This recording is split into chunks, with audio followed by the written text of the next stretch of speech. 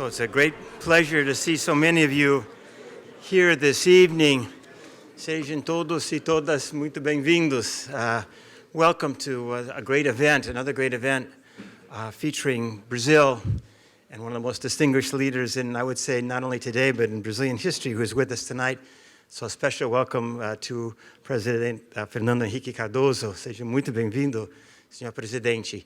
My role is simply to get things started here tonight for a discussion of probably the most important, one of the most important, if not the most important topic in Brazil today, which is the 2018 elections and their likely aftermath with President Cardoso. I'm Tom Treba, for those of you who don't know me. I'm the director of the Colombia Global Center in Rio. Yes, Colombia has a branch, has an operation in Rio, to which you are all warmly invited. And it gives us an excellent way, position to learn about this fascinating country.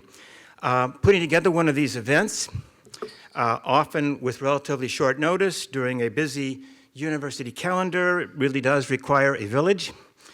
We're especially grateful for the help in putting on the event tonight to the Office of the President of the University, to Provost John Coatsworth and his staff, especially to the Institute of Latin American Studies and the Lemon Center for Brazilian Studies within the Institute, and their director, Gustavo Azinho, who's with us tonight.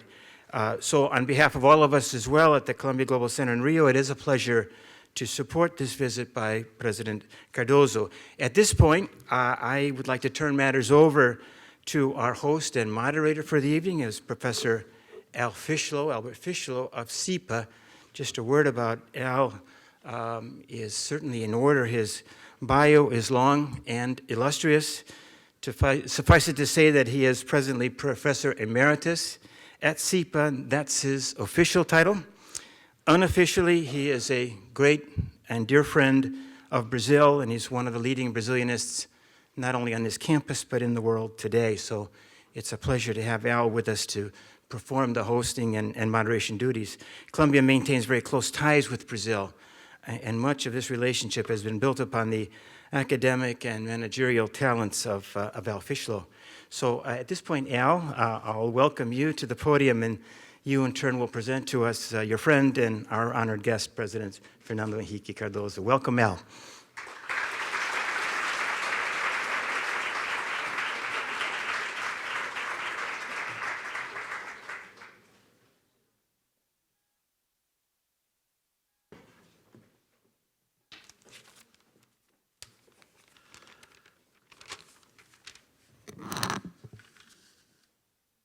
It's an extraordinary pleasure to be able to introduce Fernando Henrique Cardoso once more, because he's been to Colombia a number of times. We are very fortunate to have had his presence and his wit, as well as his deep knowledge. There are a few people in the world who start out as world-class sociologists, subsequently acquire a good bit of political science, and if I do say even economics, because he became Minister of Finance as well. And he is the person who managed to put the Real Plan into effect. And so we are now at a point of celebrating the more than 15 years since it had been established. No, it's more than that. It has to be closer to 20, excuse me. And the thing about it that is virtually unique is that Brazil has the same currency today. That may seem to be a small matter, but it actually turns out to be rather exceptional that you don't go to Brazil and wind up tearing off 3,0,0,0,0 and walking in with a pile of currency. Not quite as bad as Venezuela, fortunately.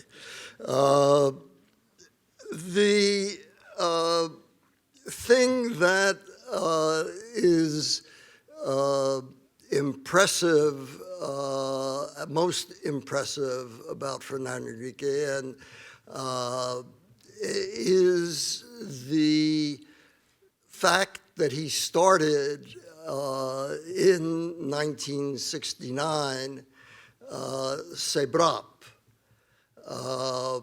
which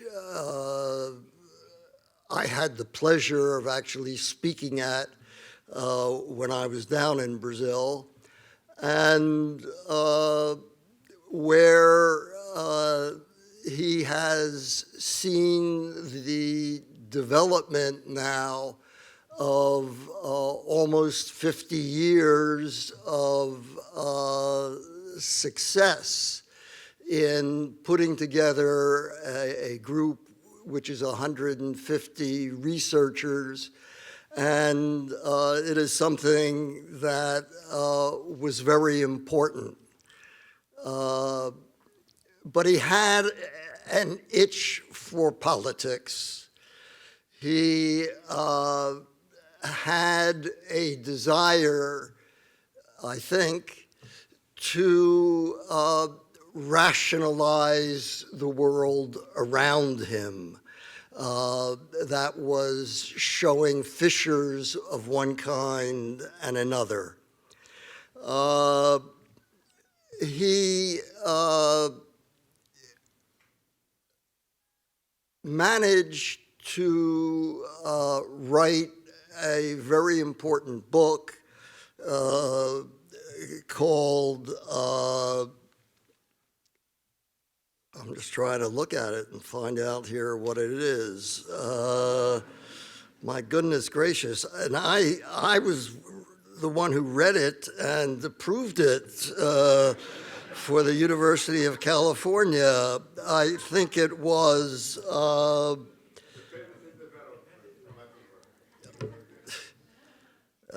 as you can see, I am getting older and he is getting younger. But anyway, to make a long story a short one, he has managed to become Minister of International Affairs of Brazil, and that was at an event which was held at the University of California at Berkeley, which I hosted at that time, just before he returned to Brazil. The final observation that I will make is he became the head of a new political party in Brazil that has been a prominent contender within the political environment of Brazil. And tonight, we are very fortunate in that he is going to talk not about the past, but about the future. So it is with great pleasure that we welcome Fernando Henrique Cardoso.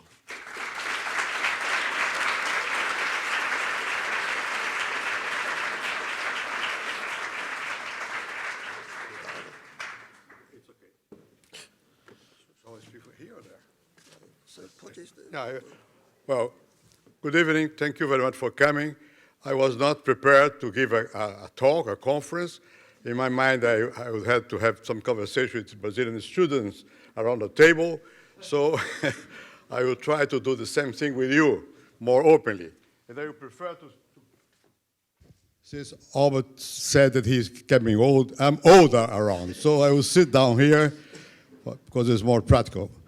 And let's try to see what can I say about what's going on in Brazil. But before, let me make some considerations. First of all, thank you very much all for what you said, and let me correct you a little bit. Well, you refer to the fact that I was there at Berkeley, teaching there. And to my surprise, I went back to Brazil, not to be Minister of Foreign Affairs, but it was in a different situation. I entered into political life by accident. I wrote a book about that,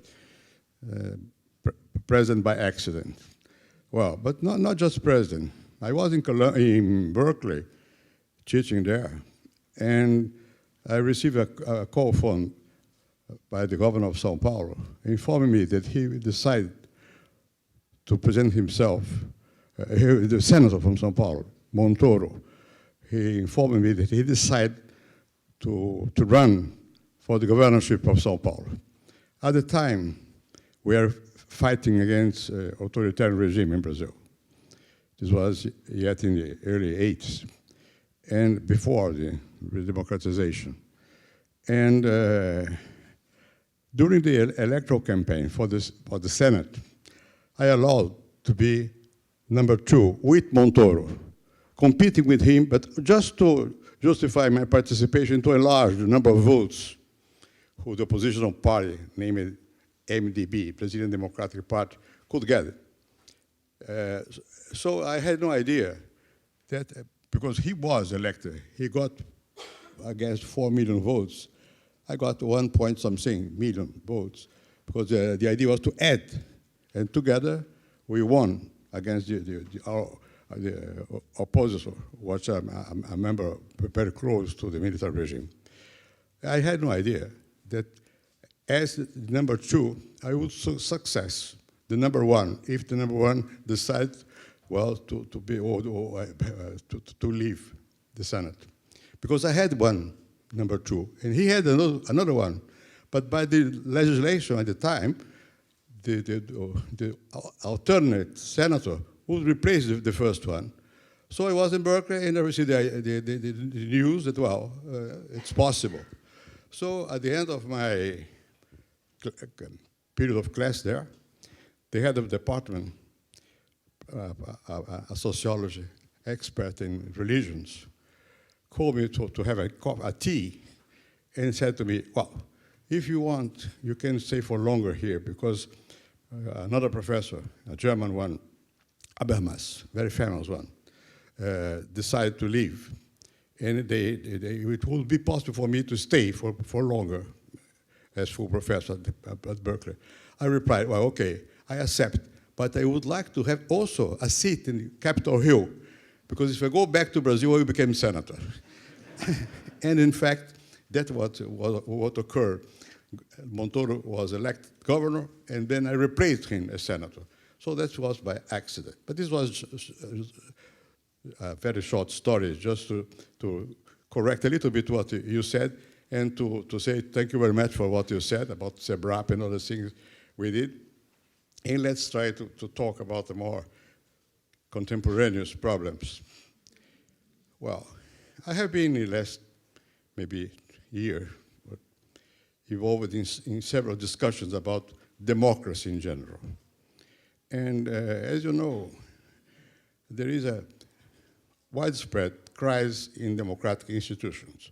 It's not only in Brazil or in Argentina, etc. And I was in Paris with my old teacher, Professor Touraine, who is still alive. He's 91 years old. This is making me happy, because I'm 86, and he's 91, and he's okay. And we are discussing with a group of people about democracy. And there is another member of this group, he's a French sociologist, Pascal Perrinot, who has a very simple concept, a notion, which seems to be applicable to different situations. He used to say, well, we are looking after globalization. Globalization is the main issue across the globe, the integration of markets, transformation of social life, so on and so forth, because of globalization. The gap between rich and poor is in a different way, including there are pools in the central countries and pools in the periphery, rich people in the periphery, a kind of archipelago which join people from different parts of the world, independent from national borders, so on and so forth. But he said, well, we have to consider that some people are very happy with globalization. The word he uses in French, il y en a une globalisation heureuse. That is to say, there is a globalization which is good for people. Mais il y en a un autre qui est malheureuse. But there are other forms of globalization which are damaging to people. So this is, for him, is the key question to be dealt if you want to analyze what is going on across the globe. And it's true. We have several people surprised when you look what happened in your country. I'm not going to enter into details in your country because not my area of analysis and it's not polite to speak about, but anyhow, when you look data, electoral data, you see the Rust Belt supported dramatically President Trump. Meanwhile, in New York, it was the opposite to this. Well, if you look what happened in UK with the Brexit, that is to say, the decision to leave European Union, the same. People in London voted more favorable to stay with Europe.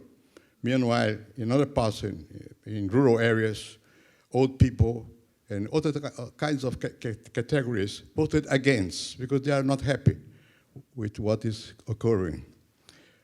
The same applies to France. In the case of Marine Le Pen, who is a extreme rightist candidate, and she was supported by former communist labor members, party members of the communists prefer to vote for her because of nationalism or because of I don't know what. Well, and now we have a different situation with Macron, the French leader, who said, no, I suppose that what is good for France is to become more integrated into the economic union, and has hope in that sense. So it's not necessarily people who are pessimists will win elections, but anyhow, there is a kind of separation between those which are being benefited by the current movement of integration of the economies and those who are losing ground because of globalization. Of course, that's not the only one situation. But anyhow, if you look a little bit back, our institutions, our democratic institutions, our democratic institutions, I mean the Western democracies, start to be something important when they become institutionalized and the vote has been generalized. It has occurred from the 19th century on. After the American Revolution, the French Revolution, and during the 19th century, in fact, we have a new form of political action, the parties. But of course, we have parties in other sense, all times, families, groups of people, but not parties in the modern sense. In the modern sense, the parties have been created when people adhere to an organization which is out of the power structure and try to compete to be participant within the power structure. And then the parties which became important in the 19th century are leftist parties, socialist party, communist party, because they put together people out of the system into the political practices until a point that even Engels, in 1890, was doubting what is better, to have a revolution or an election. Could be an election because the Social Democratic Party won practically in most of Europe. So it could be possible to to try an electoral road toward power. Well, these were the new parties, organizations organized outside of the government to compete in order to have access to power.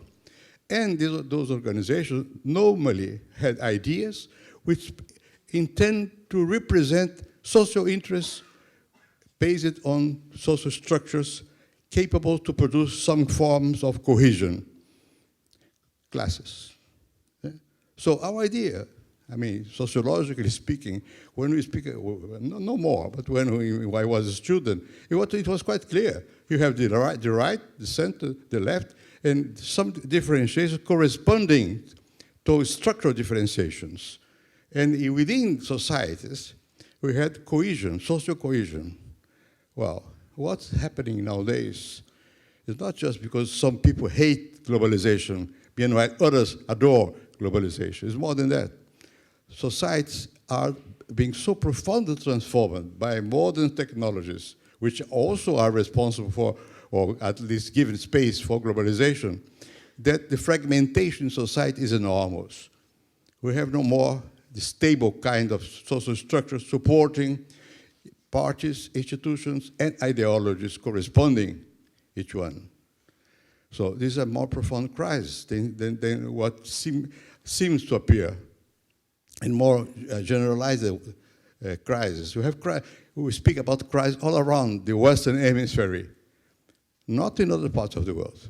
That's not the case of China.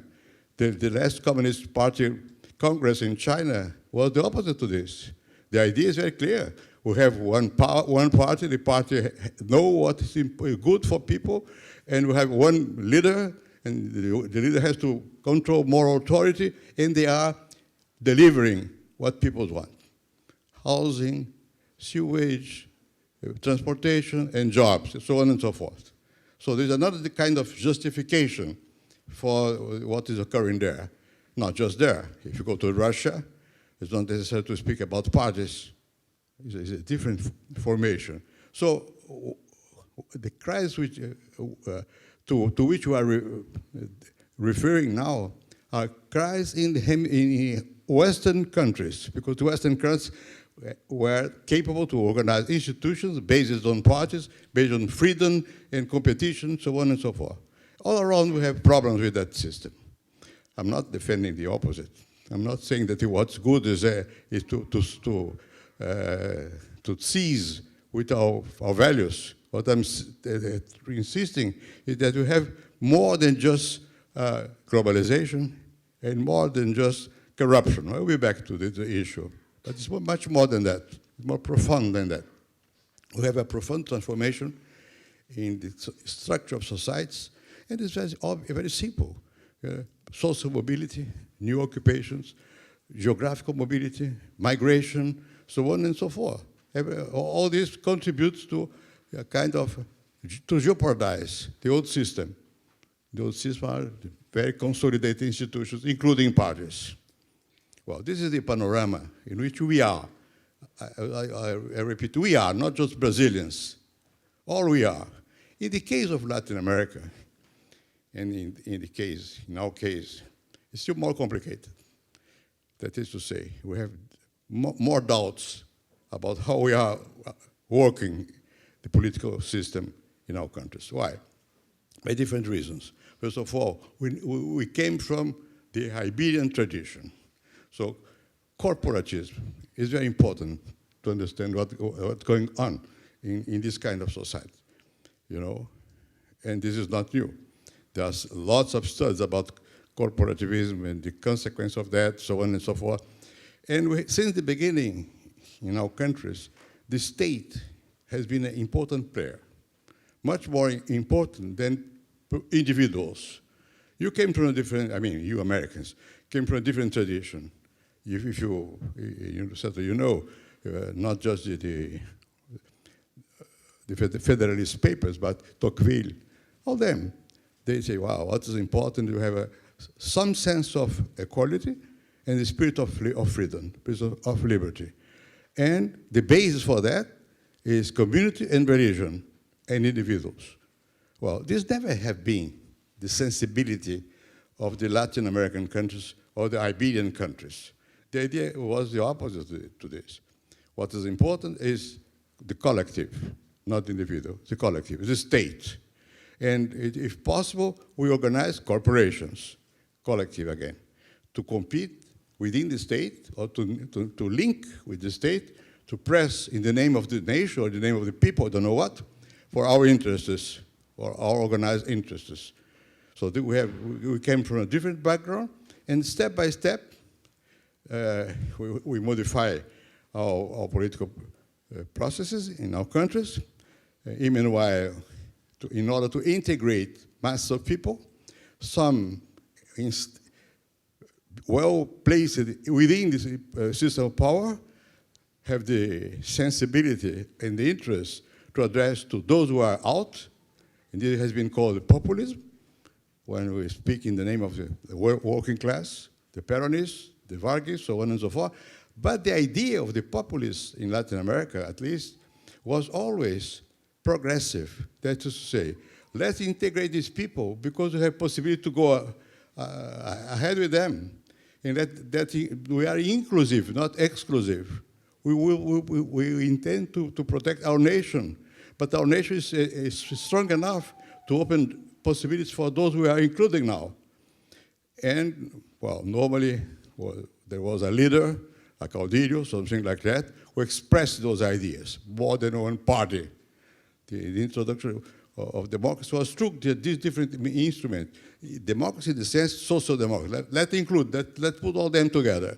This is the opposite, to which today is labeled as populism in Europe or here, because it's exclusive. Let's put the migrants outside. Let's not to allow foreigners to come.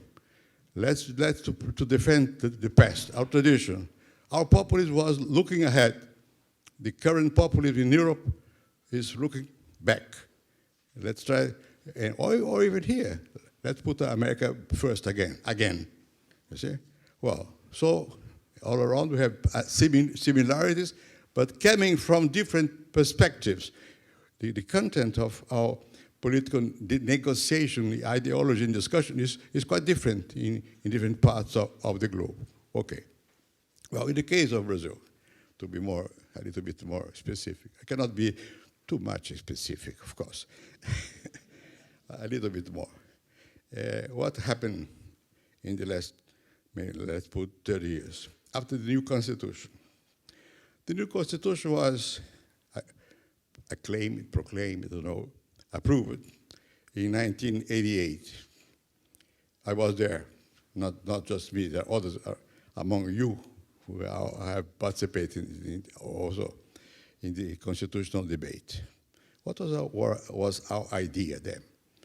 If we have, I don't know if we had ideas, but our sensibility, to be more correct. Well, let's avoid authoritarian regime forever. Then we are in 88, so before the falling of the Berlin Wall. So let's keep our tradition in the sense that the state has a very important say in economy and in society. And let's protect some corporations. I was very active in discussing the union system in Brazil, and maybe to the surprise of some of you. At the time, I had the same view sustained by Lula and the Working Class Party, and the view was very clear.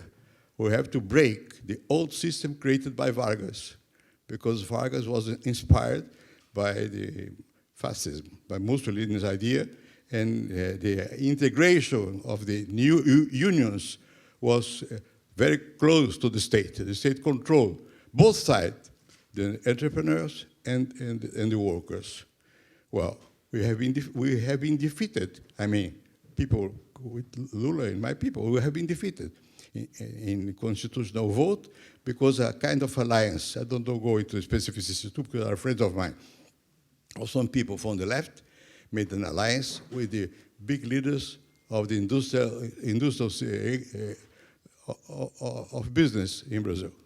And the system has been kept as it was. So the corporations were continued to be very active and permeated the state apparatus from that point up to recently.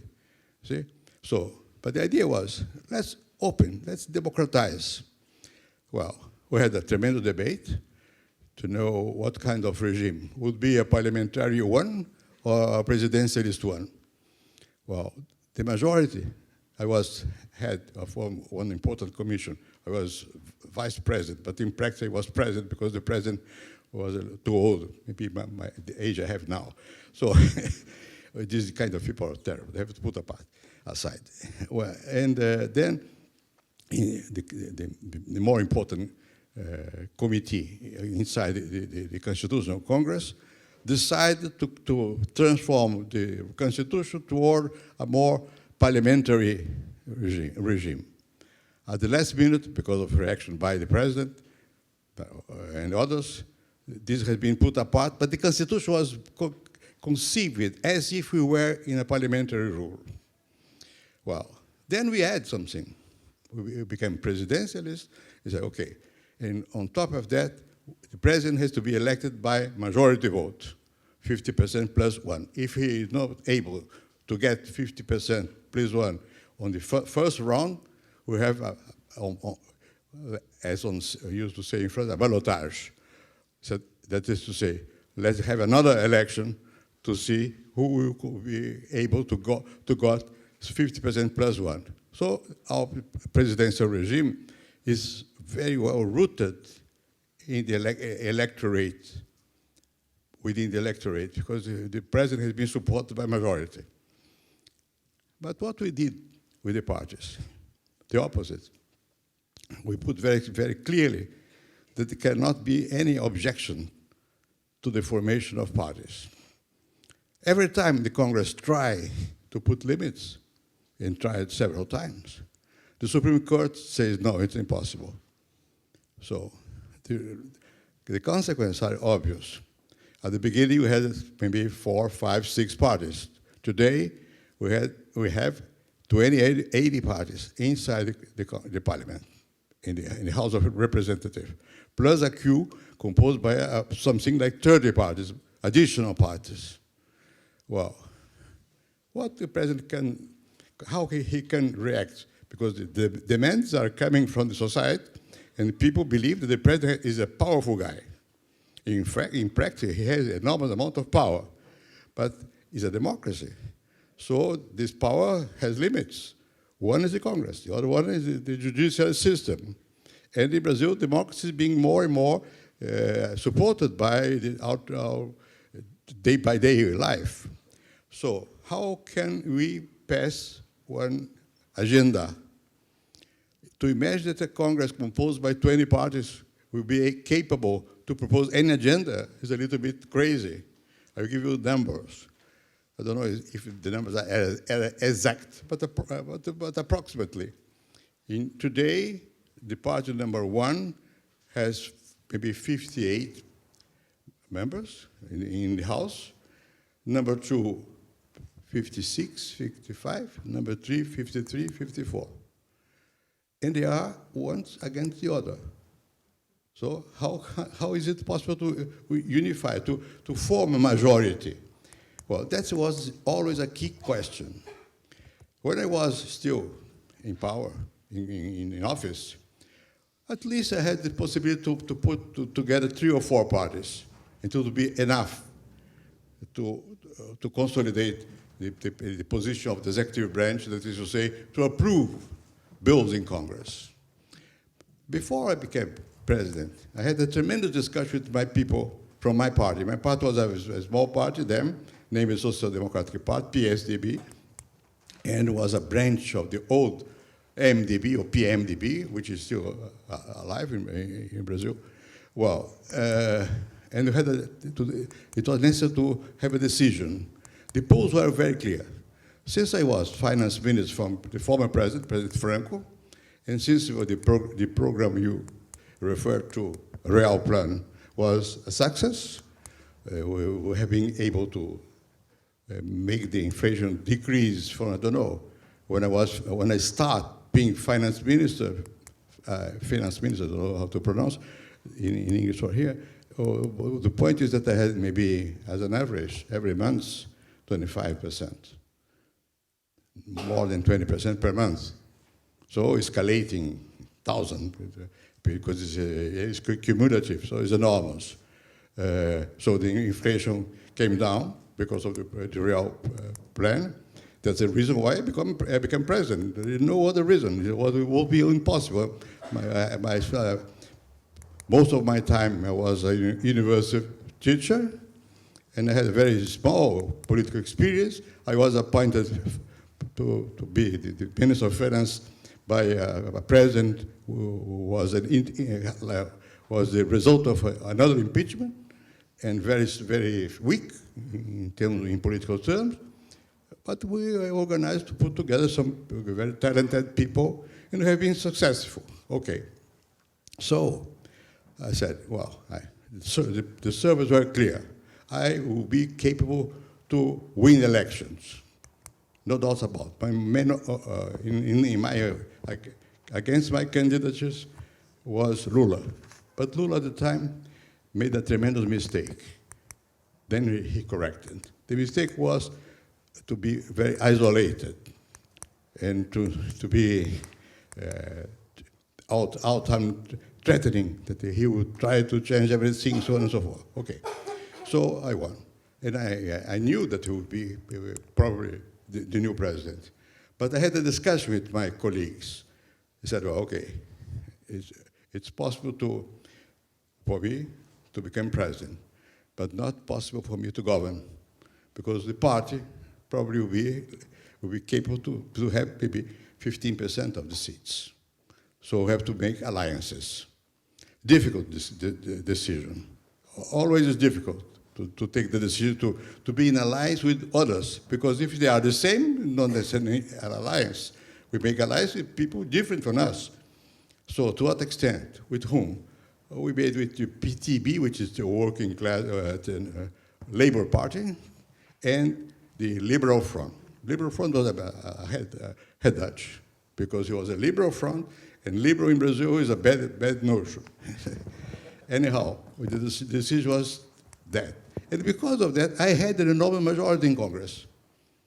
Because putting together these parties, and then even before I became president, I asked the president of the PMDB, from where I came. I was leader in Senate of the PMDB, so I had contact with them.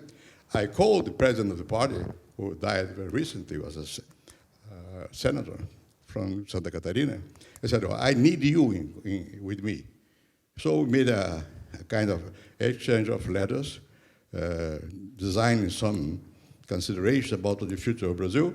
So I had an enormous alliance who gave me the possibility to govern for two terms. I was elected and re-elected. Well, when Lula came, this was his third attempt, I guess, to become fourth attempt to become president. Lula learned, and he had also a coalition. But Lula took a decision at one point in time against one of his party members, the important one, who would prefer to have an alliance with the PMDB. And the decision was not to be in alliance with the PMDB, which was a big party, but to have an alliance with an enormous spectrum of small parties. I'm not going into details, but the end consequence of that decision was the formation of what in Brazilian is called mensalão. That is to say, the instrument to get support from these small parties was much more in terms of exchange, and very often the exchange was in money, and produced a scandal, the first big scandal. Because of that, because of the necessity from the point of view of the government to create a majority. And if the majority is not created beforehand, during the electoral campaign, and based on some values, of course the day-by-day life will impose you other kind of alliances. Well, then the members of the representative house discovered that it's very simple to organize a party. It's enough to have 2, 3, 10 Congress members and ask for a party. And the parties are like unions in Brazil. That is to say, they have access to money, public money. A small party has nothing, $10 million every year. Well, for a party controlled by one person, it's not that bad. A good party has 10 million per month. Nobody knows about that. But these are the realities behind the scene, you see? So the proliferation of parties was based on the idea, not based on the idea, but on the consequence of the fact that if you have a party, you can bargain with the power, not just access to money, public money, or officially, it's not corruption, it is by law. But more than that, you have to ask the president or the government, I need a ministry. I need to control a ministry. If not, well, at least a directory of the Banco do Brasil or Petrobras, something like that, someone like that. So it was a kind of transformation of the beginning of the system created by us in the Constitution. The system was labeled as coalition presidentialism. Now it's no more coalition, it's co-optation presidentialism. Coalition means you have an arrangement to be together in the name of some ideas, maybe vague. And not just that. If you belong to the coalition, you have access to power. But more recently, the possibility to become member of government, part of to take in your hand part of government, was based on the fact that you have the number of votes to deliver. And it is like today what it works in Brazil. If you're reading newspapers in the last days, you see the president discussing about what to do with some sectors of the Congress, because they are demanding some maybe concrete things, but very often not on a moral basis or an ideological basis, on a concrete basis. That is the system, how it works now in Brazil. Not just in Brazil, I'm just describing one specific situation. So I'm not saying that the point is that you have been controlled by corrupt people. It's the opposite. The system engaged people into a system and into a way of political life that necessarily implies some forms of some kind of corruption. And this has been discovered more recently because the scandals were so high. And after the mensalão, the petrolão, which is the same system but now applied in a different way, he applied directly with a state company.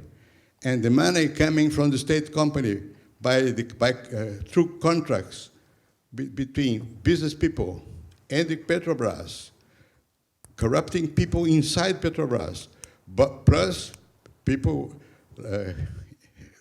lenient with corruption in business. And the money went to parties, and accidentally, not just parties, but in the pocket of people from different parties. Well, this has been put on the table. And why? Because the same society which fragmented the old society is based on the enormous, as you know, system of communications. You have access to communication very easily. Everyone has a computer in his pocket, even if we don't know, use quite well, like me. But you know, I have here, and I can hear what's going on. Everyone knows.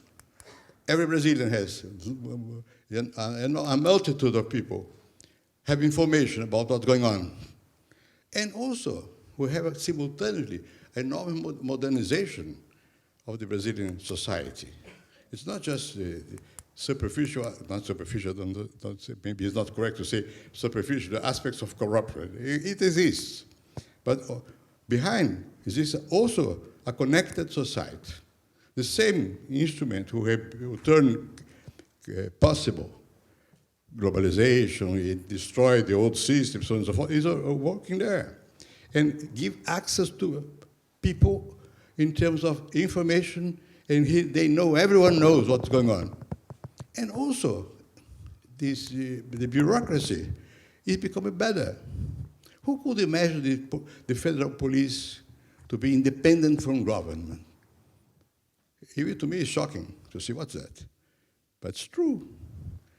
Who could imagine, of course, the attorneys, yes, attorneys have been, since the Constitution, we had an enormous debate, you remember, about the constitutional questions on the attorney system. One of the most influential leaders at the time was himself, an attorney from one state of the south of Brazil. And the point is that we gave freedom and mandate, or more than mandate, we consolidate the power of the attorneys independently from government. And they start by working and by asking, well, this is a mistake, that's a crime, so on and so forth. And also the judicial system evolved. Lots of them have new mentality. They went to different universities abroad, even in Brazil. They know how to manage the modern instruments of knowledge. They have contacts with those who have in the banking system. They have access to the banking system. The old system, even the famous ones all around the world, are forced to give information. So the attorneys have the information, and the attorneys use the press to communicate what they have, what they know. We can debate, is it correct, is it not, I don't know. But the point is they have a political idea that is necessary for them to protect what they want to do, that is to say, to implement the law. It's necessary to inform public opinion. From time they make mistakes, they accuse people without having how to prove. It's just a mistake, it's terrible because it destroys people. But anyhow, on average, they are moving ahead. And the society is becoming more informed about the intricacies of the power system and look after, as a whole, the political system as something immoral. And most of the political people as well. True or not true, it depends. But in general, the perception is that. Most of those who are now being criticized, they got money because of electoral campaigns, because the amount of money necessary to go ahead in an electoral campaign in Brazil is enormous. And also, to some extent, the political leaders or people, they were a kind of bridge between the business and those who are in charge of the marketing, the political marketing. We are very expensive. Anyhow, altogether, this has been undercover. It's on the table. And the society is looking after that. What's that? Who is capable to overcome that? There are no one. Maybe some cynical approach to the political situation, so on and so forth. That is the situation in which we are. And by the first time, maybe ever, we have powerful people in jail. I used to say it, to repeat. I don't like to see people that I know in jail. But what can we do? If the authorities say, well, look, this is a crime. It is a crime. It's terrible. And to be in jail in Brazil, my God, it's not good, you see? But anyhow, that's the situation.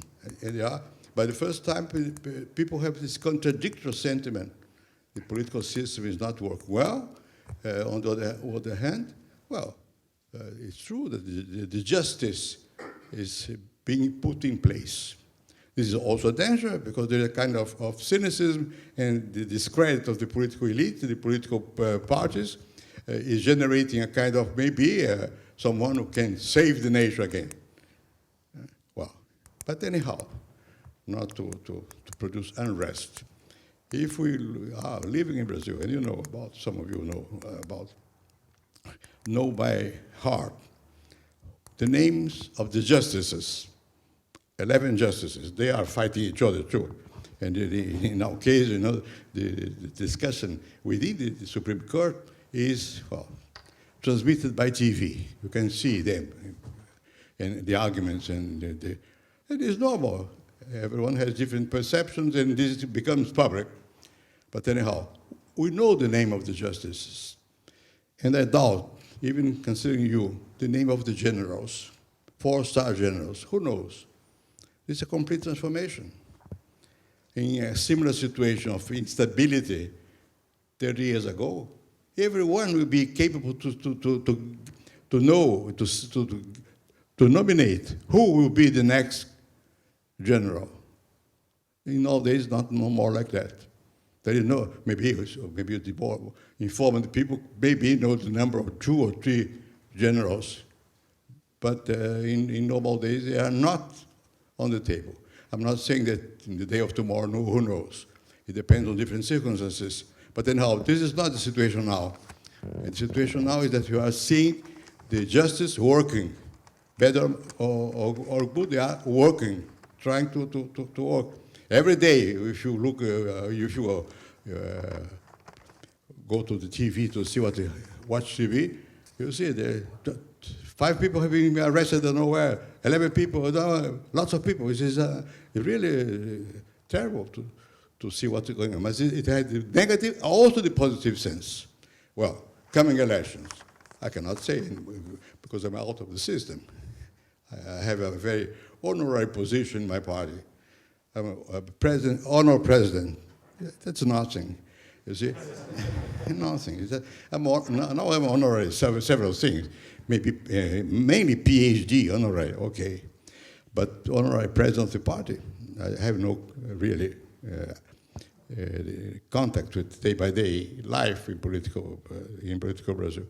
What is new, maybe, in the present circumstances and in the coming future?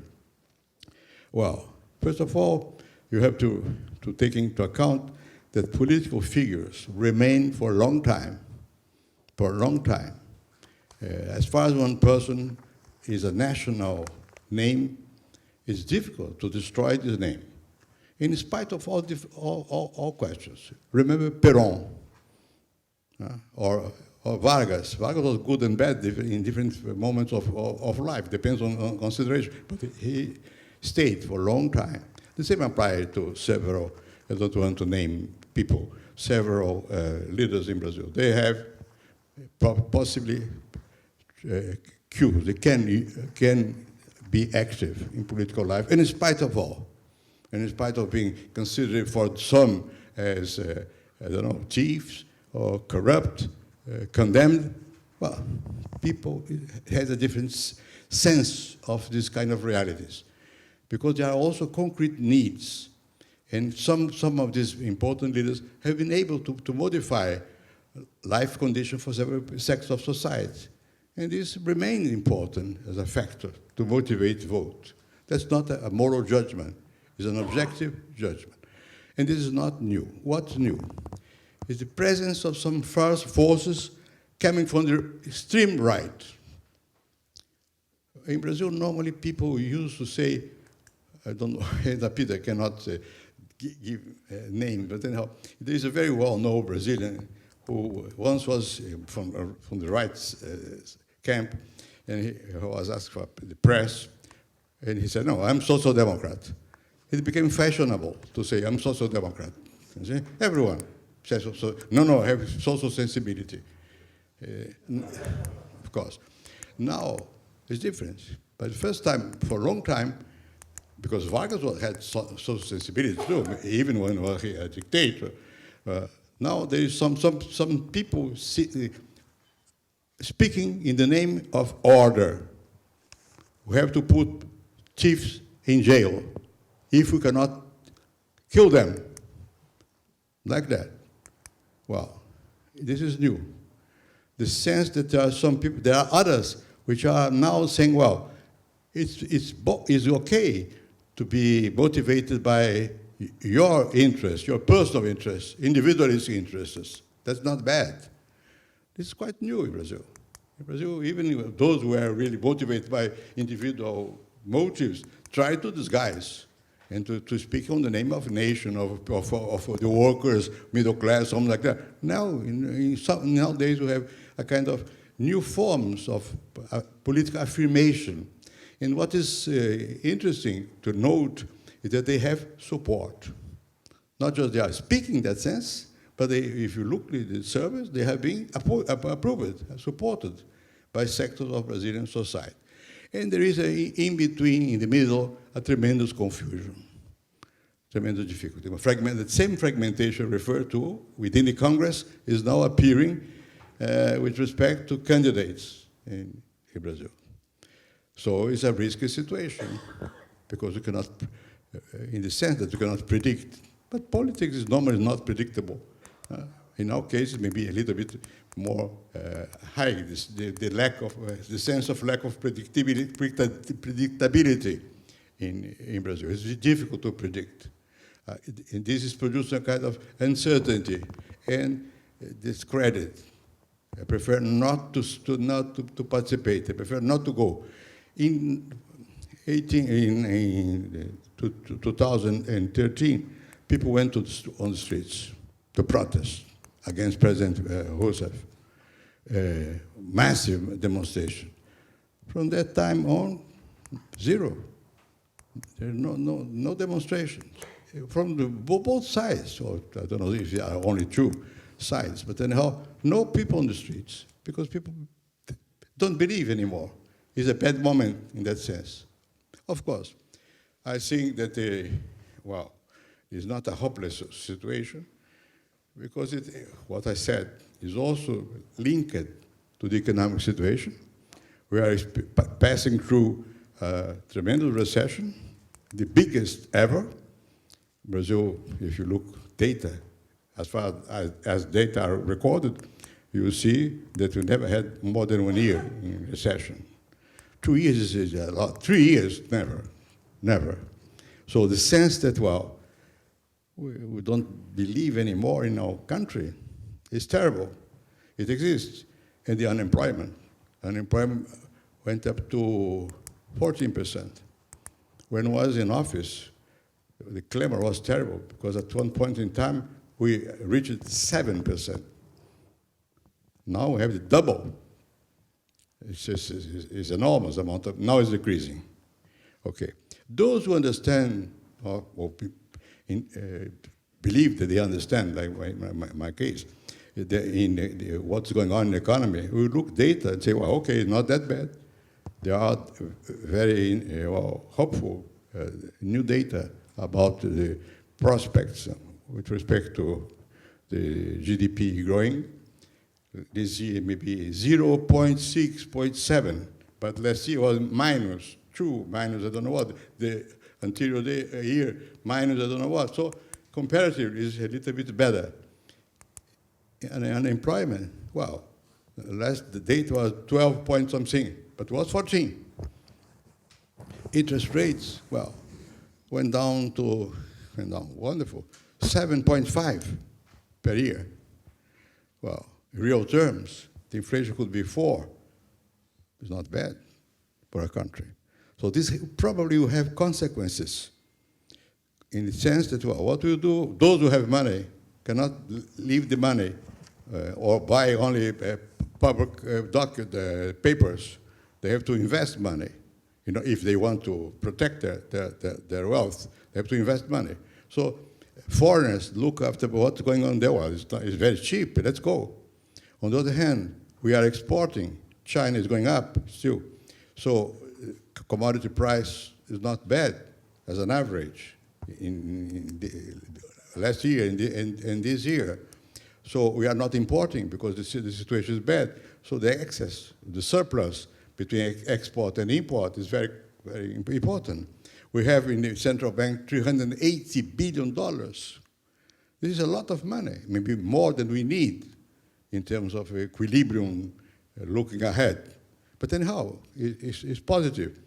But for those who are looking for jobs, these are very abstract considerations. They don't have the job yet. And they look, the cost of life is still so difficult. I believe it will be difficult that during the next election, that is to say, in less than 1 year more, people will have the sense that the situation improved. It's difficult for normal people, common people, to have the sense that we are improving. And they will look, as they are looking, after what the government says, they say, this is not true. This is not true. It is true The government is moving ahead in different parts of the Brazilian economy. And the moral question has become something very important, not just for middle class, because the sense that everything is involved in corruption produces a kind of exasperation. We don't want any more. So I cannot predict, but probably in the coming elections, this will be in the middle of the discussion, in the middle of the debate, as well as some people will say, well, but we are better off, maybe, but I don't believe, because I am not better off. It will depend on circumstances. And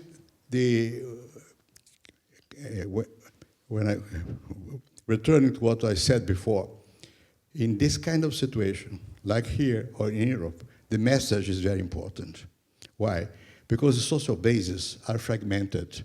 The experience, the recent experience, is not a positive experience.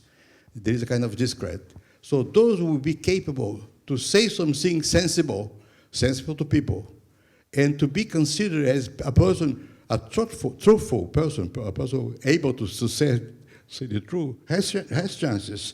This is good and dangerous, because we never know who will be the guy capable to get the enthusiasm of the masses again. So that is our situation. And the parties, please don't replicate that. Have no more power, no more force. They are no more the basis for people's behavior. Of course, parties are important, and have no alternatives. But people just don't pay attention. What every day we are interested in. If you probably there are some journalists here. What they will ask me, very important for them, maybe for me, not for people. Not for people, because they will ask about the small discussions inside the political elite, political class, and the people don't care about. They say, well, you are all the same. We need something different. And this is good and bad. The bad is again, a populist leader can again appear. I'm not saying, hopefully, no one among those who are considered as possible candidates have this capacity to enthusiasm people. The only one has lost enormous credibility. So maybe we never say no about this kind of personality. So what to do? First of all, I think that we have to review our own ideas about what's good, what's possible, what people want, how can I frame my proposals, and be more clear in speaking, more open, more decent, because it's senseless to disguise. Someone said that Mussolini is a bad author to cite, anyhow. He used to say, it's not difficult to govern Italy. It's unnecessary. Well, I would say, in our case, it's unnecessary to disguise. People know. It's better to say the things as you look at the show, the things. Maybe it's not true, I don't know, but what I think, what is my feeling, if someone will be capable to, through TV, through social media, because social media is very influential, to be consistent and capable to propose a direction to the nation, okay. You know, and I really will finish here, I'm speaking about the direction of the nation. I used to say when I was in government, rumo, the direction. We have to have a rumo, one orientation. Well, the world is also like that.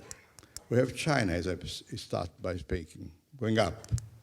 We have America, more interested in inner discussions. We have Europe, more or less integrated. You have the Arabic world, Islamic world. We don't know exactly what's that, what they want. It's a world in transformation. Oh, every time world is in transformation. But what has been built after the Cold War, and has been built by Americans and by Europeans and the Chinese, and mainly the Chinese and the Americans, a kind of, not harmony, but the acceptance of the other. It seems to us, to me and others, well, we are starting to move in another direction. We don't know exactly toward what is the new direction. So in that moment, people, countries like Brazil need desperately people capable to have strategy, to know what will be, maybe, but anyhow, let's make some bets, the future. How the world situation will evolve. What is our possibility within this world situation evolving? So we need a new vision to produce what is, well, our hope, to again, to be trustful in the possibilities of Brazil. Thank you very much.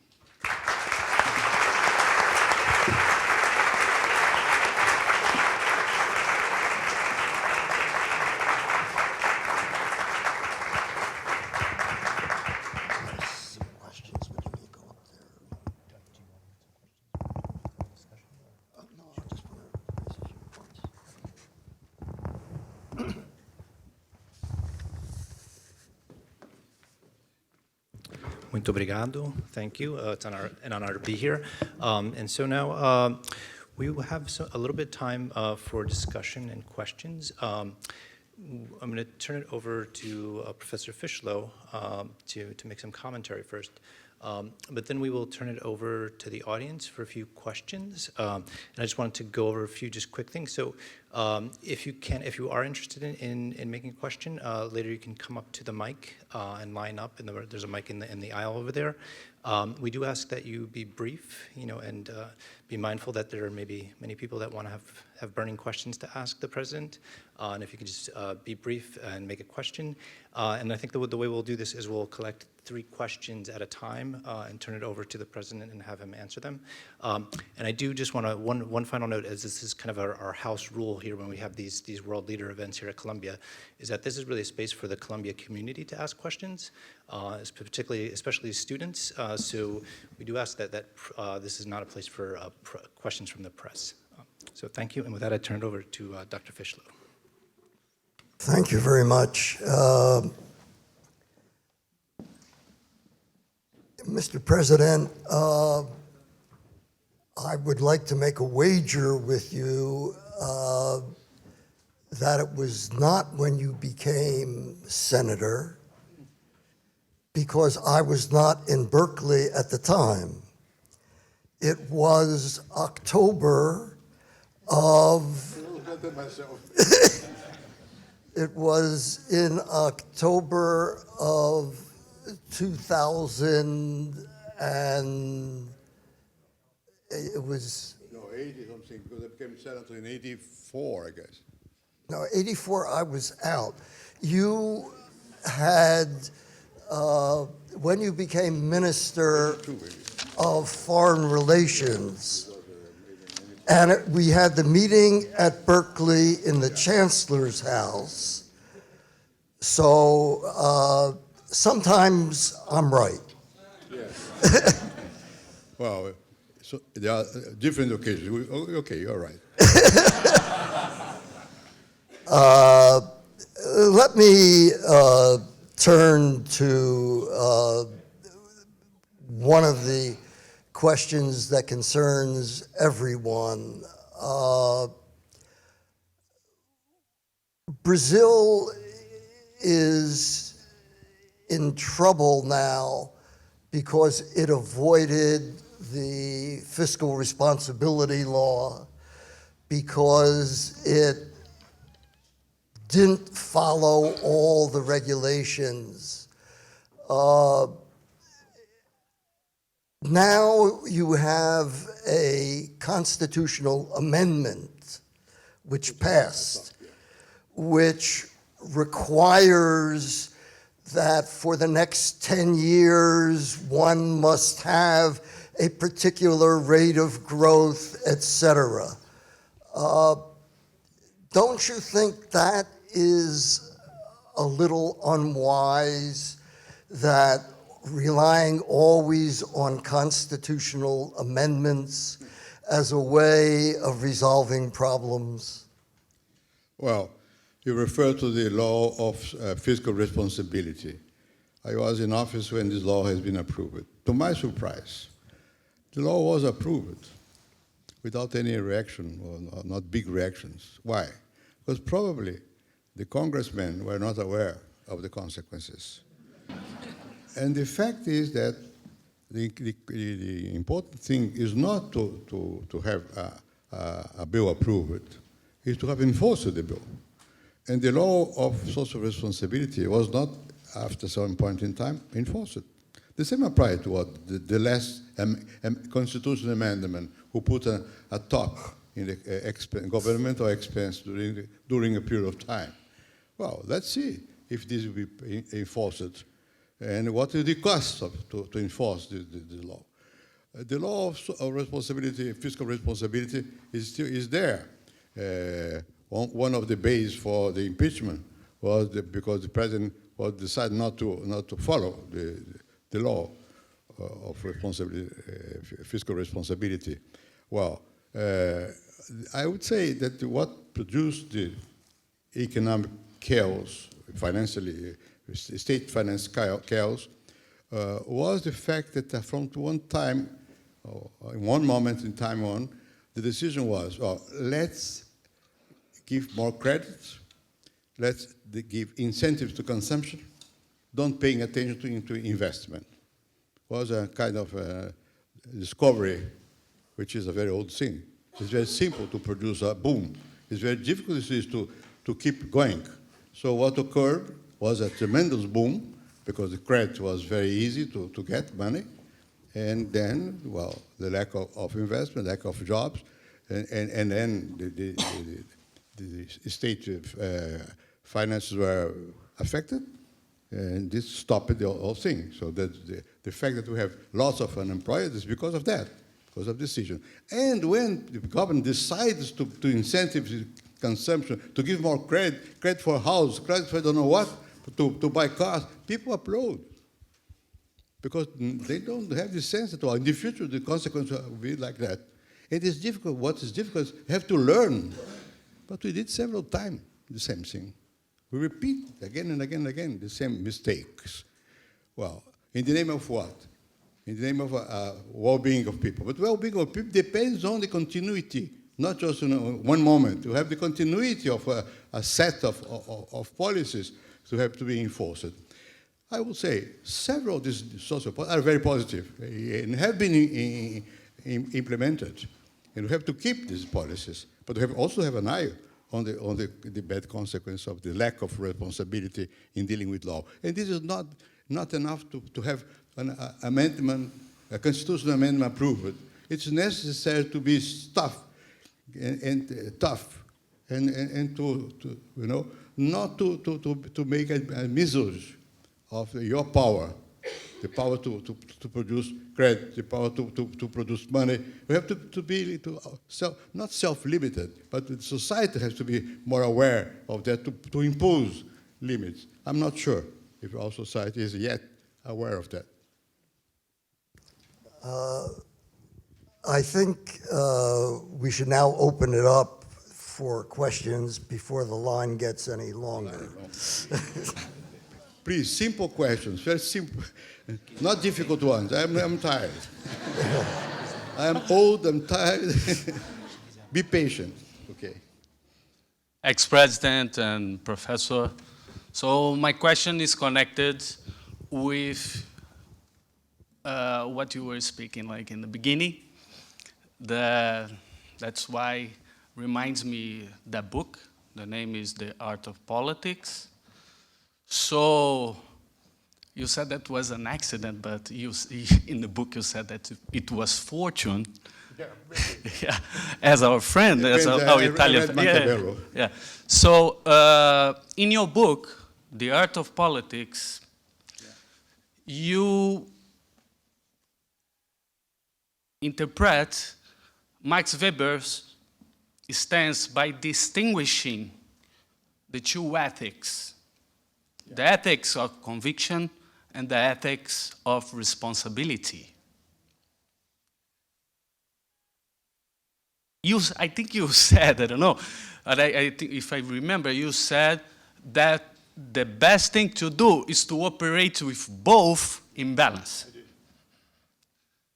So I still have a good memory. And so if you operate with just one, you would culminate in fanatism or in cynicism. My question, for the elections of 2018 in Brazil,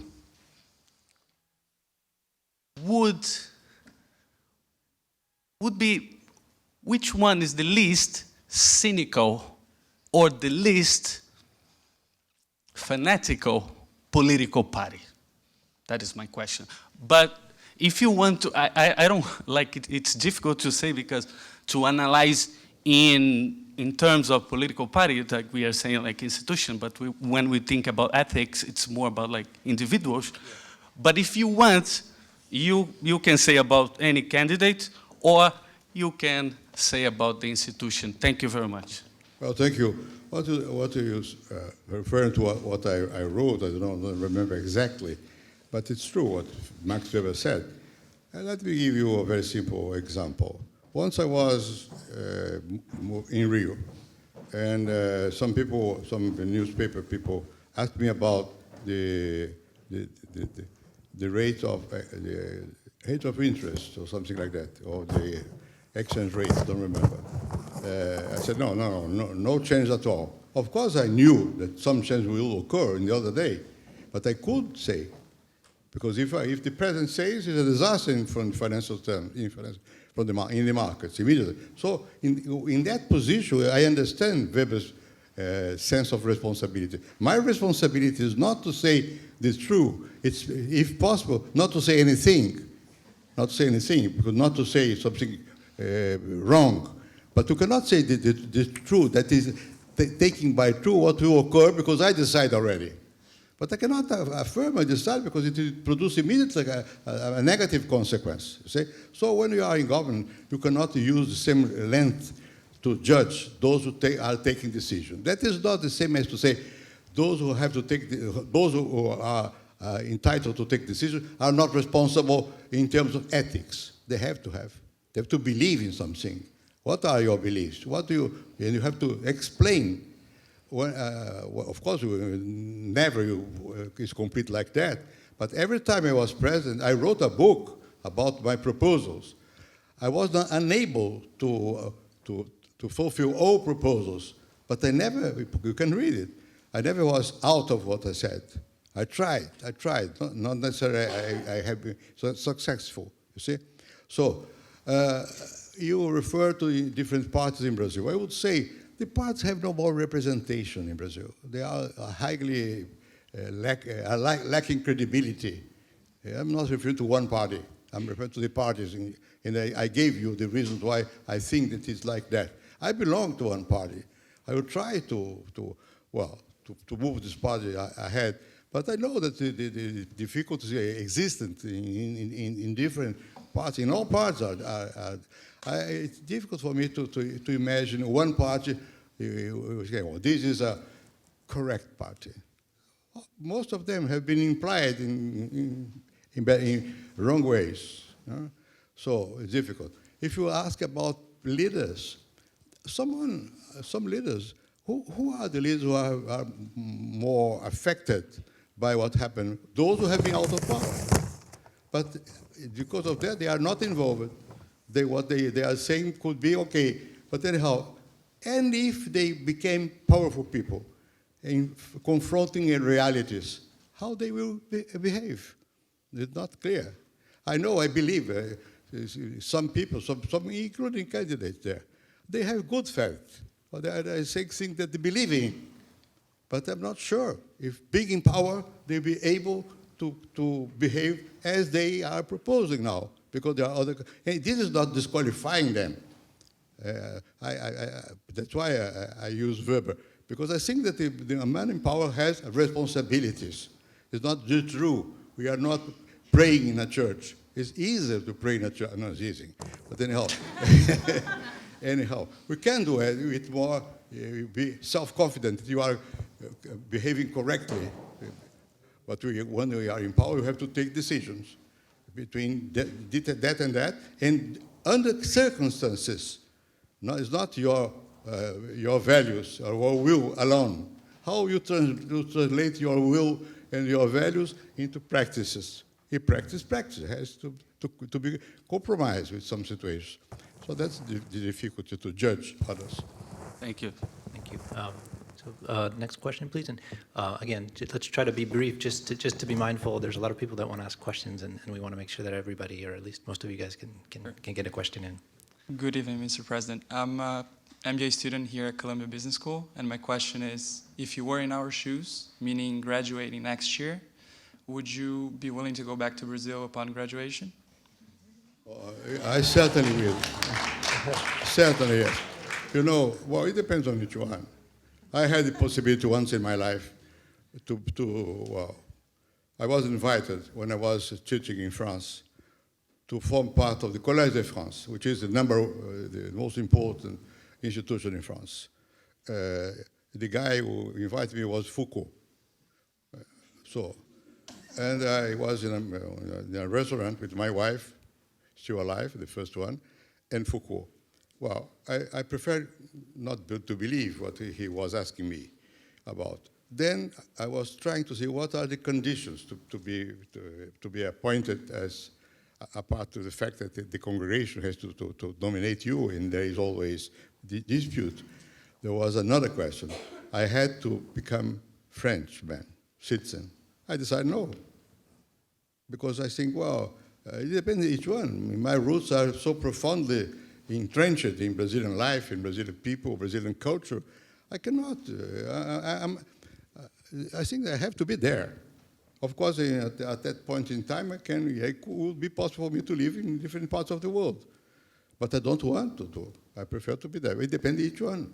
I have several grandchildren. Well, most of them are studying abroad. All time, I understand if someone decides to stay forever, okay, but I would prefer to have them in Brazil. So I continue to be very provincial in that sense. Go back to Brazil. Thank you.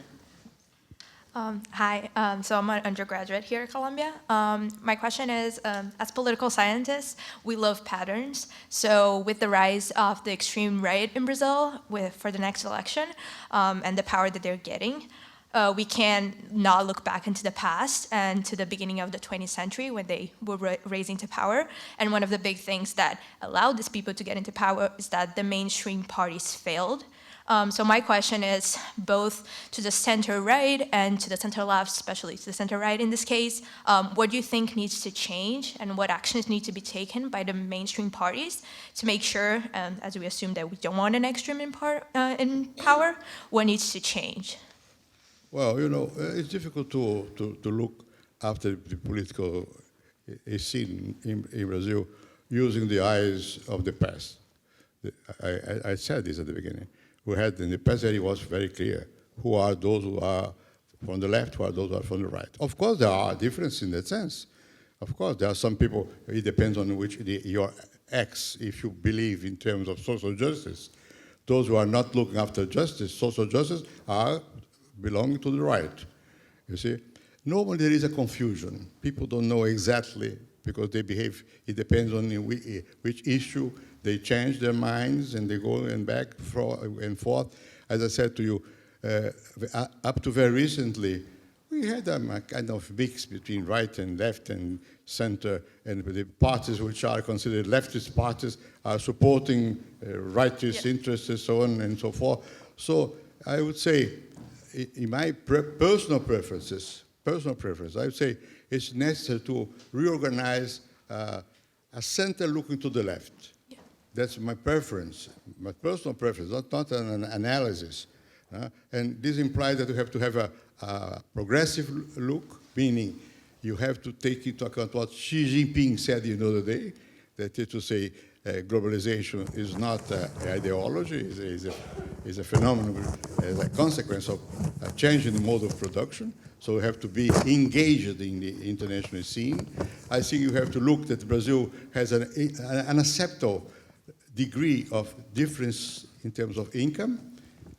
Albert Fischler was one of the first who showed very clearly, a long time ago, how the situation was in Brazil. We made some progress, small ones. I think it's absolutely necessary to go further. It's impossible to accept the degree of economic and social differentiation as we have in our country. And I would say also that there is another question which has to be dealt by those who are not reactionaries, and that is crime.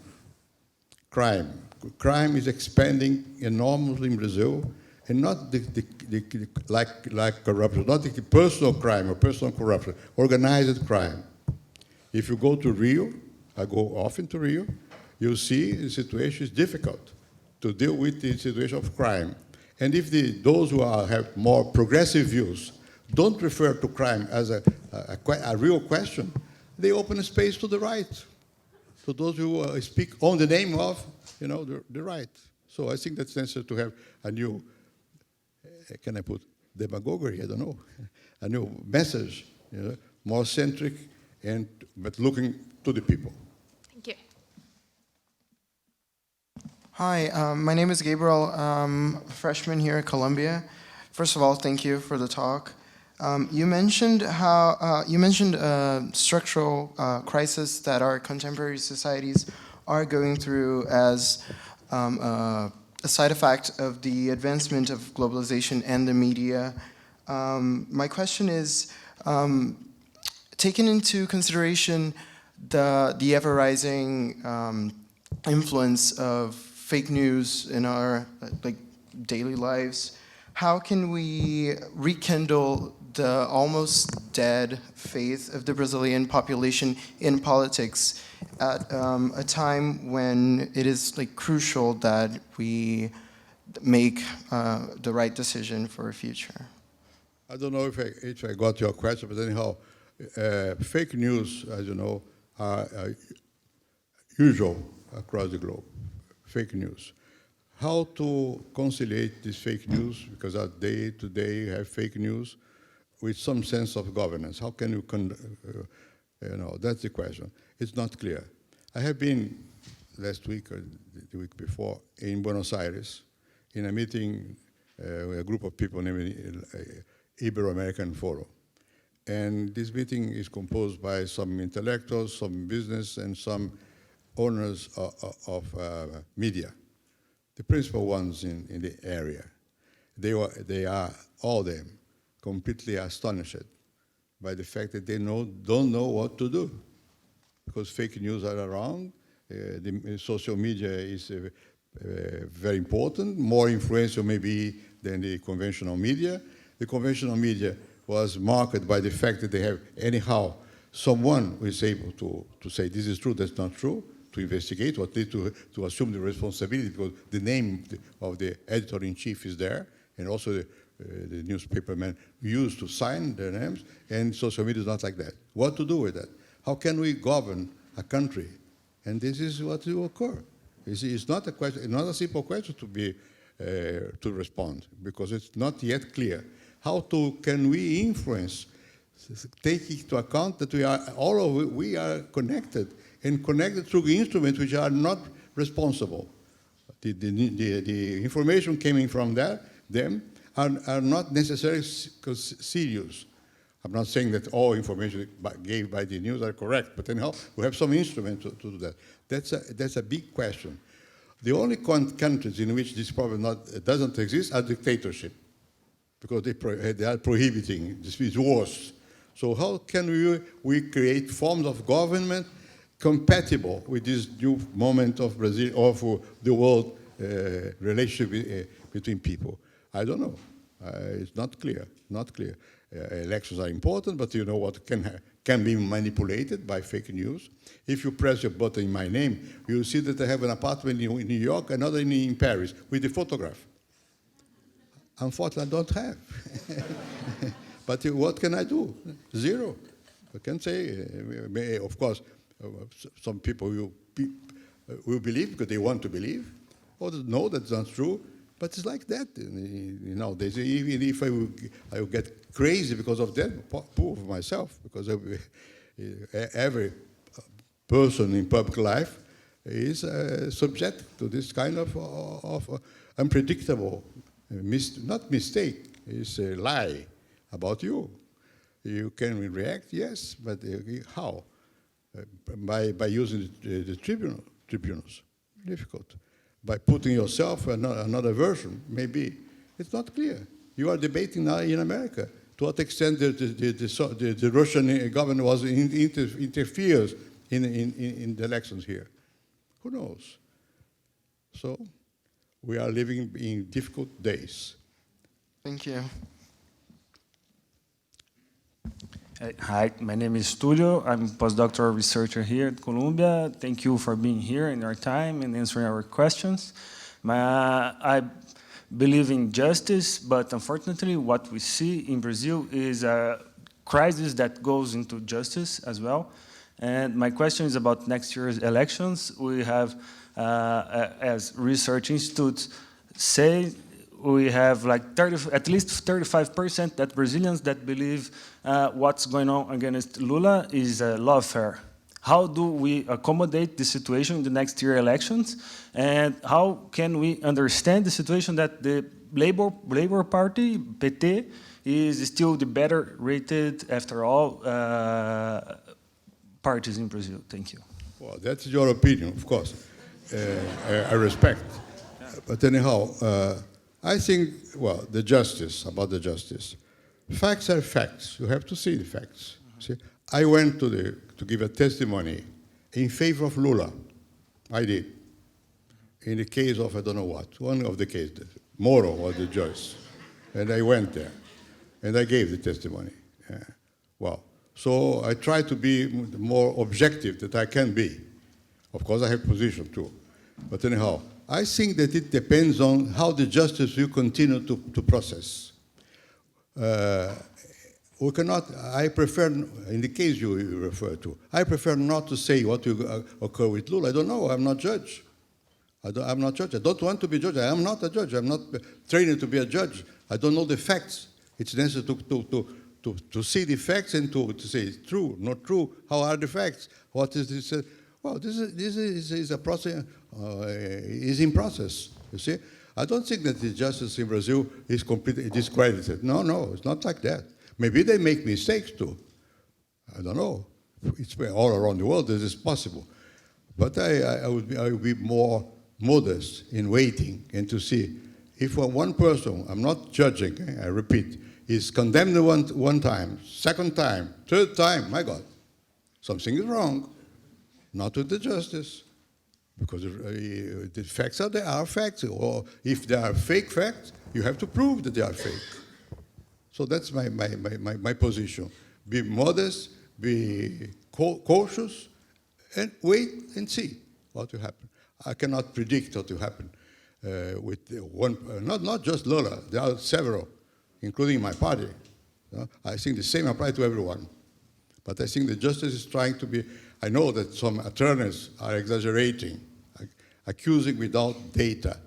But I don't see up to now the judges, not one judge, but when the justice goes through the whole system, well, I think the justice as a whole is correct. There is no more possibility from governance to press justice. This is finished. And the press is there. The press is publicizing everything. So if you don't believe in the press, you don't believe in data, well, in that case, you are crazy. You are not. Yeah, sure. No, I'm sorry. The question is about how to accommodate these people, not Lula or judging. How do we accommodate? The same. I think the same applies to everyone. And all them have to be, well, they are under justice. Let's see what will happen with them. I think the justice has to discriminate. Each case is one case. You cannot put all together. Mm-hmm. In some cases, they are responsible, politically responsible. Another thing, they are politically responsible, but it's not a crime. In other cases, there are crimes. In some cases, the crime was to use money without being clear with the electoral justice, not registering the money there. In other case, the money was in the pocket. Well, you have to do. The justice has to discriminate in all these cases. and apply law, the rule of law. I'm not saying that Lula is innocent. Not. I'm just saying that people believe in that. I know. That is lawfare. I know. And then how do we accommodate these people? That's the question. It's almost impossible.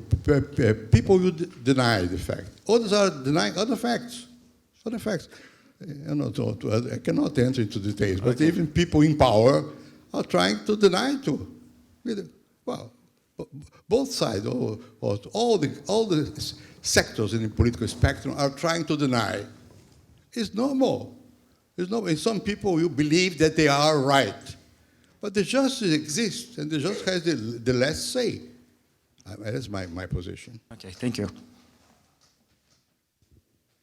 Olá, senhor presidente. Meu nome é Mário, sou aluno de graduação aqui em Colômbia.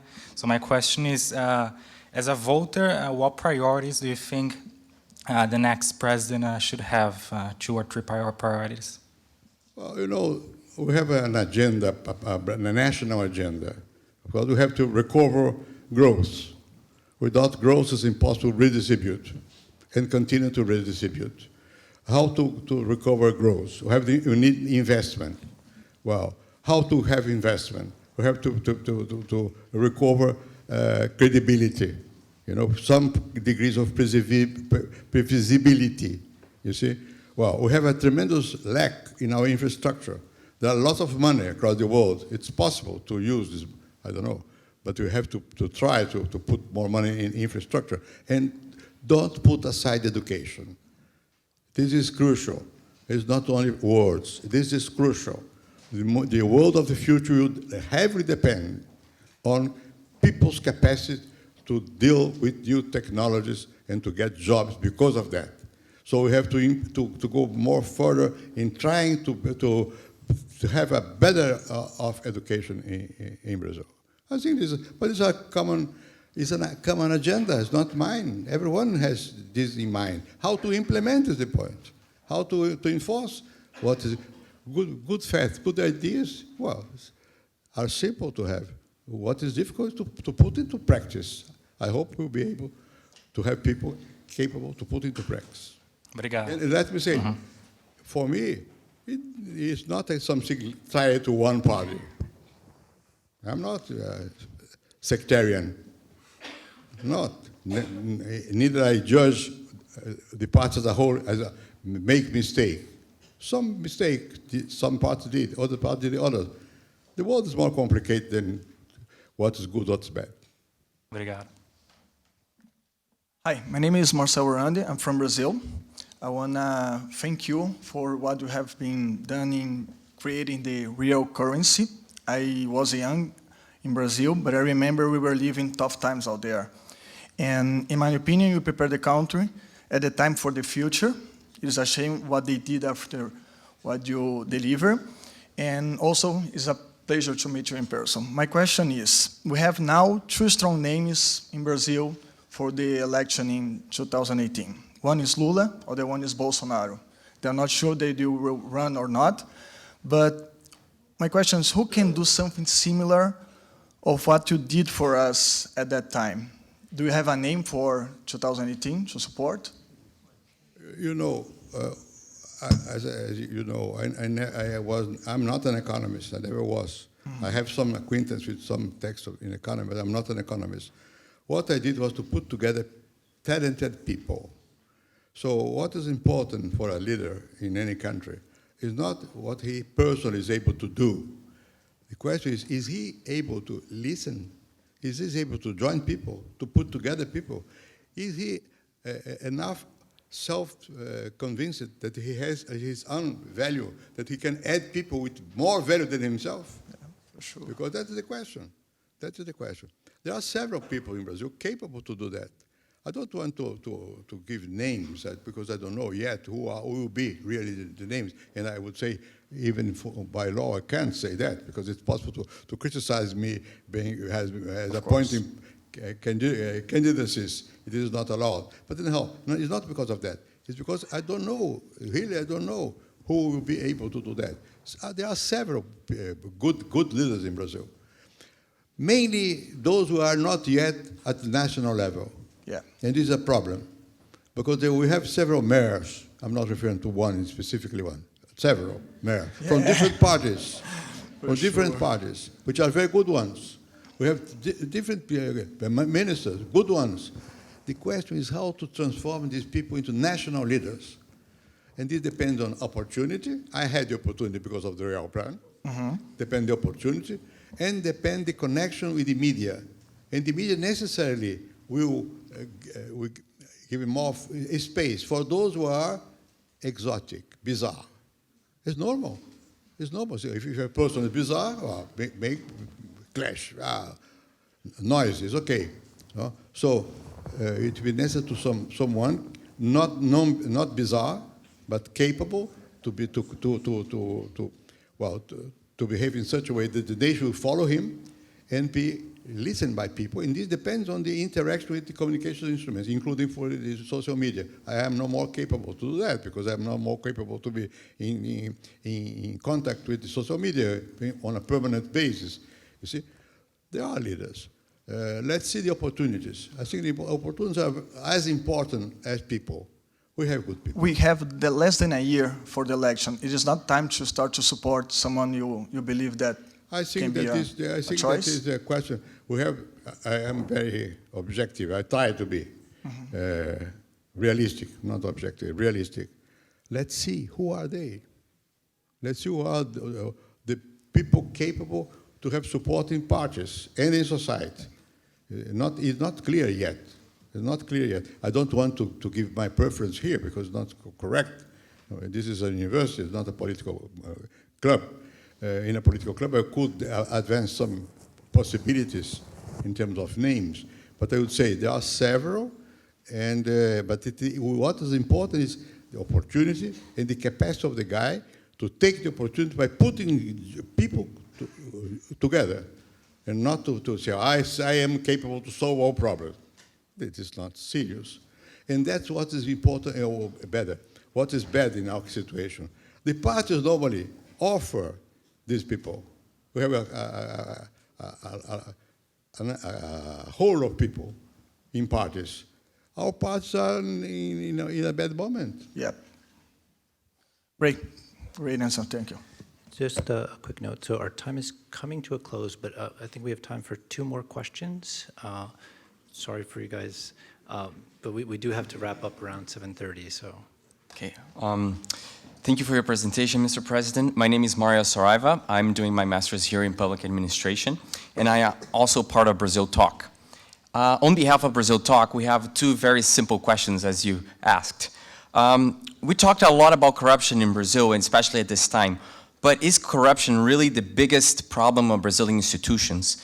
And as a follow-up, do you see the possibility of implementing parliamentarism in Brazil or a closed list system? Thank you. Well, as you know, my party was in favor of parliamentarism. When I was in the National Constitutional Assembly, I was in favor of parliamentarism. What is the meaning of parliamentarism? It is a system controlled by the parties. You see, what are the advantages? Depending on the electoral system, the representation could be better off. On the other hand, we have crises in parliamentary rule which are more simple to solve. It's enough not to have majority and the government has to be changed. In our case, we have an impeachment process, which is a terrible, bad moment. In any case, it's bad. Well, but can we really trust in our parties in our days? If the population doesn't trust in parties anymore, we have to rebuild the parties to think about parliamentarism. Of course, we have the question, is the egg or the pig? I don't know, not the pig, the galinha. Who is the first? Maybe my belief was, well, let's start by imposing the parliamentary system. But we reached such a extent of demoralization of the party system that those who speak about parliamentarism in Brazil will be destroyed by people. So I prefer abstractly. Now I think we need a leader, someone capable to reorganize the situation. Let me give you a simple and difficult example. You don't remember because you are young, but under the Fourth Republic in France, was a parallel situation to Brazilian situation. Disarray, total disarray. Several parties, nobody believed in parties, up to de Gaulle. But de Gaulle was a general, was a national hero, and France was in war with the Algeria independence. So very specific conditions. And de Gaulle imposed the Fifth Republic, which is still not there now. We don't have any de Gaulle. We are not in war. We are maybe in internal war, but not foreign war. So I think anyhow, it will be necessary for Brazil, someone capable to give the sense that we are together and we are capable to do things and let's go. Came with me, I will offer you the paradise. Even if he offered in practice hell. Anyhow, he has to offer the paradise. And what is the paradise? A more decent society with less social differentiations, with more seriousness in dealing with public money. These simple things. If there is someone capable to express in terms of emotion, not intellectually. I'm an intellectual, but then when I am no more, but when I was in politics, well, I tried to have some emotion and to transmit some emotion. Otherwise, it's impossible. The world is not moved by ideas. It's moved by ideas with emotion. So what is lacking in Brazil is a leader capable to have ideas, to understand the strategy, to where the world goes, where we go to, and also to have emotion, to transmit it that the people say, I am sincere. It's not enough to say I'm sincere. It's to be sincere. And people have a sense of that. TV is, everyone says, I like to appear on TV. It's terrible. It's extremely difficult because TV says what you aren't saying.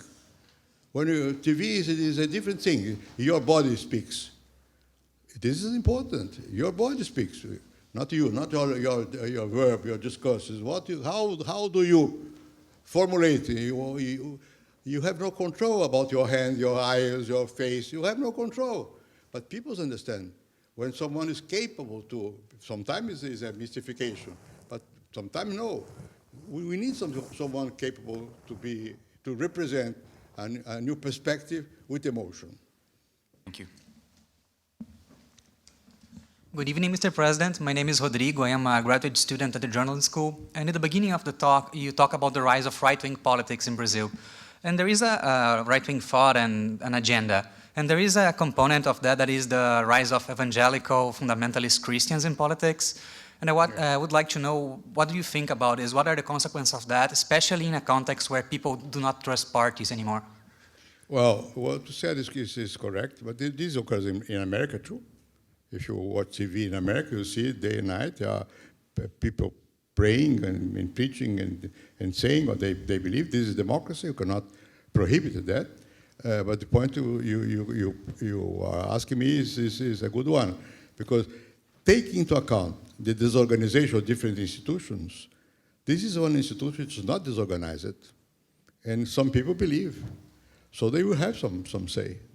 They have been able to elect people in Rio, in other parts too. Well, in a democracy, what can we do? We have to respect and try to have others, if you are not member of this group of people, who try to have another group. You cannot just say, well, because you are a member of that religion, you are out of the game. You cannot say that. So I think they will have a place to pray, a place to occupy in Brazilian political life. There is another question we had not enough time to discuss about, is who pays democracy? Democracy has a cost. Who will pay democracy? We are in Brazil in a situation very difficult because the business people are afraid now because of what occurred with the money and the scandals. On the other hand, the Supreme Court decided that it's no more allowed to have private money in politics. So the political parties are pressing in Congress to have an enormous amount of money to be capable to go ahead with the electoral campaigns. Some religions have money, and the crime has money. So probably we will see in the future more people tied to these organizations. Crime is out of law. I think you have to do whatever possible to prevent this. Religion, we cannot do anything. They have the right. They are people. They are voters. In more than that, they are saying what they are. They are not disguising what they are. So we have to have a different approach, a more open. I'm a Democrat, so I believe that they have to be together. What can we do?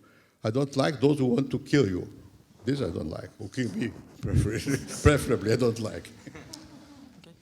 Well, thank you very much. I'm sorry we had to cut the question short, but our time is coming to a close.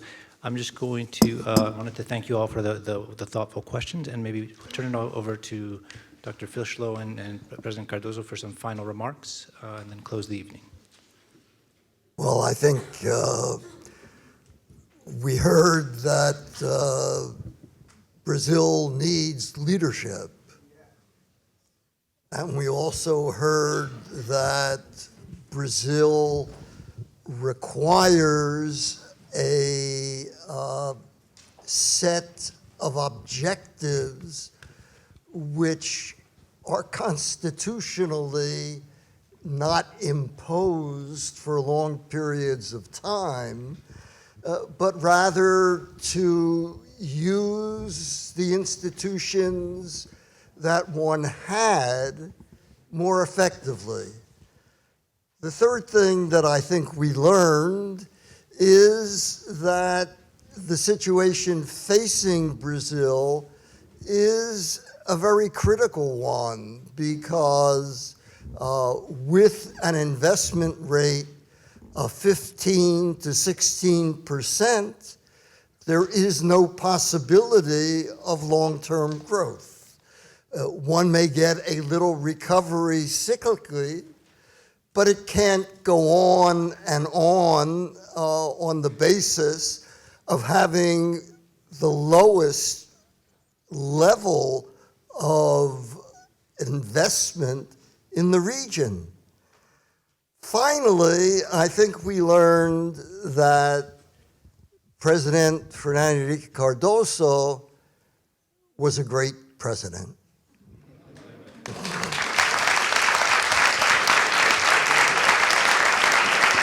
Thank you very much. Let's go to have our dinner now. Thank you all for coming, and thank you to our illustrious speakers. And I want to thank Tom Trebat and the Global Center for their co-sponsorship as well. Have a good evening.